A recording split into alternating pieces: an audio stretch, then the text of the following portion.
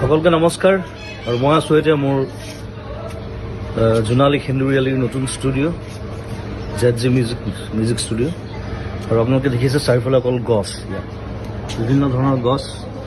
মই ষ্টুডিঅ'টো বনোৱাৰ আগতে গছবিলাক লগাই লৈছোঁ আৰু এই গোটেই বছৰটো আমি ঘৰৰ ফল মূল খাইছোঁ, চব্জি খাইছোঁ ষ্টুডিঅ'ৰ, আৰু এটা সম্পূৰ্ণ গ্ৰীণ পৰিৱেশ। ঘৰটো মই গ্ৰীণ ৰাখিছোঁ সেইকাৰণে যিমান পাৰি ষ্টুডিঅ'টো। আৰু সম্প্ৰতি এটা হুলস্থুল এটা চলি আছে গছ কটাক লৈ। বিভিন্ন জেগাত দেখিছোঁ ডাঙৰ ডাঙৰ গছ কাটি দিবলগীয়া হৈছে, ৰাস্তা বনিছে, তাত কিবা বেলেগ বস্তু বনিছে। গতিকে আৰু চৰকাৰে কৈছে যে আমি গছ কাটিছোঁ যদিও আমি বিভিন্ন ঠাইত গছ ৰুইছোঁ তাক বেলেঞ্চ কৰিবৰ কাৰণে।